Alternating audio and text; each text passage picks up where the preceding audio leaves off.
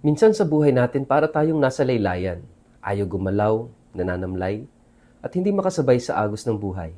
Sa ganitong sitwasyon, kailangan natin si Jesus.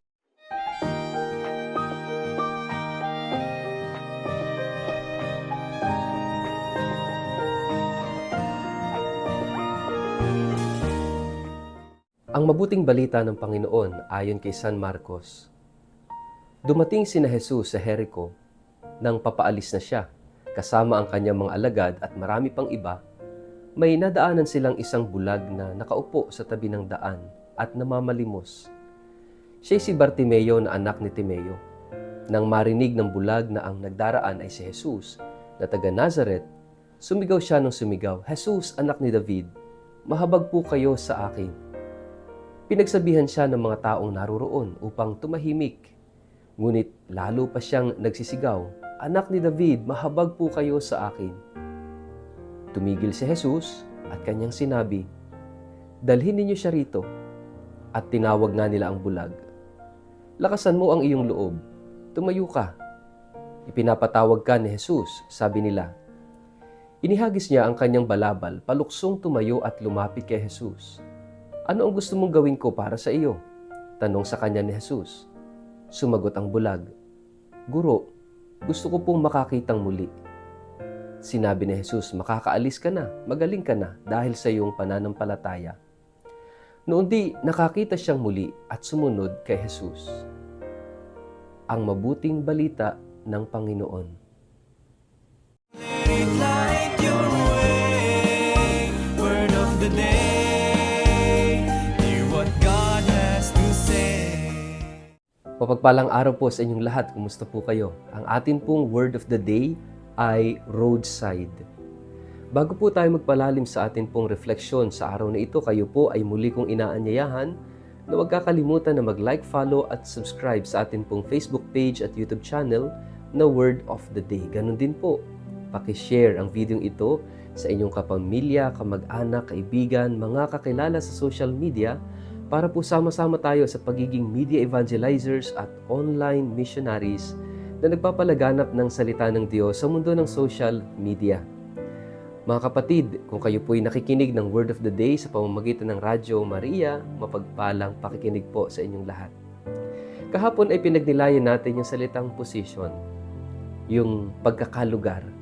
Nasaan ba tayo sa puso ng Diyos? At nasaan din ang Diyos sa puso o sa buhay natin? Tinuturo sa atin na tayo ay palaging bahagi ng duroon sa puso ng Diyos. Pero ang tanong, tayo po ba? Nasaan ang Diyos sa puso at sa buhay natin? Ito isang malaking tanong. Ngayong araw na ito, ay muli na namang binibigyang diin ang isang sitwasyon, ang isang posisyon. At yan ay ang pagiging nasa gilid ng kalsada, at the roadside. At sino yung nasa roadside? Magandang tingnan natin. Sa kwento, si Bartimeo, isang bulag na sumisimbolo sa mga nasa laylayan. Sumisimbolo sa mga walang tinig, walang boses sa ating lipunan. Sumisimbolo sa mga mahihirap at may kapansanan. Sumisimbolo sa mga wala ng gana sa buhay. Yung kalsada, yung daan, bakit yan ginawa? For mobility, para tayo makalakad, makadaan, no? Para sa mas mabilis na pag-agos ng buhay. So it's a symbol for life. Pero bakit nandun si Bartimeo sa gilid ng kalsada? Nakaupo. Mga kapatid, this is a situation in life, no? Sitwasyon sa buhay na kung saan maraming ganyan sa realidad, sa buhay natin ngayon. Hindi man ikaw, kundi baka ibang tao. Yung hindi na gumagalaw sa buhay, yung stagnant na sa buhay, yung wala nang gana sa buhay, na gusto na lang manatiling nakaupo sa gilid ng kalsada. Bakit? Wala silang makita. Hindi makita ang purpose, hindi makita yung happiness, hindi makita yung meaning sa buhay. Kaya nakaupo na lang sa gilid ng kalsada. Mga kapatid, next year ang ating Santo Papa ay nagbukas ng isang taon ng hubileo at tinawag itong hubileo ng pag-asa. para paalalahanan tayong lahat na ang pag-asa ay katangian ng bawat Kristiyano. Hindi dapat tayo nawawalan ng pag-asa, but because of some harshness ng ating buhay, minsan ang buhay unfair, minsan yung bang malupit sa atin yung buhay, kaya minsan din kapag hindi matibay ang ating pagkakapit sa Diyos, nawawala yung ating pag-asa, yung saysay, nawawalan tayo ng gana sa buhay. That's why we need Jesus. Sa kwento ni Bartimeo, sumigaw siya, Jesus, anak ni David, mahabag po kayo sa akin. There are hindrances para mapalapit tayo kay Jesus. Mahalaga, hindi sumusuko.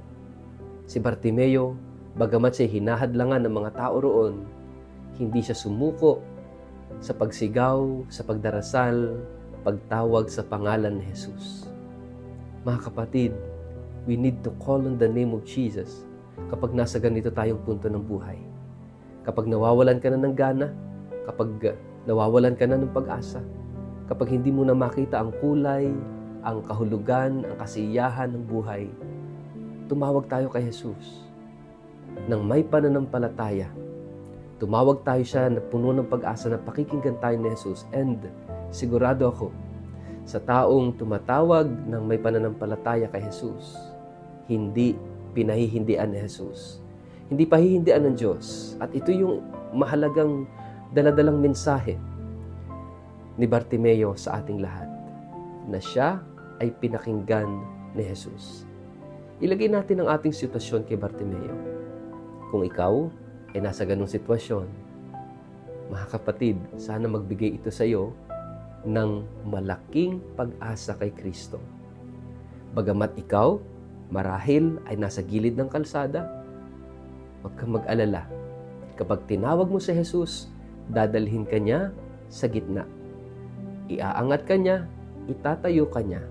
Ipapakita niyang muli sa iyo yung sarap ng buhay, yung kahulugan ng buhay, yung tunay na kasiyahan sa buhay, at yung dahilan bakit tayo nabubuhay. Mga kapatid, huwag bibitaw. Kapit palagi kay Jesus. Sa ngalan ng Ama, ng Anak at ng Espiritu Santo. Amen. Ama naming Diyos na makapangyarihan, salamat po sa buhay na iyong kaloob sa amin. Salamat sa mga pagkakataon na ipinapakita mo sa amin ang tunay na kasiyahan at kahulugan. Patawad po kung kami minsay nananatiling nakaupo sa gilid ng kalsada. Kailangan namin si Jesus na iyong anak upang ibalik kami sa tamang landas, kahulugan at kasiyahan ng buhay. Amen. Pagpalain po kayo at ingatan ng makapangyarihang Diyos, Ama at Anak at Espiritu Santo. Amen.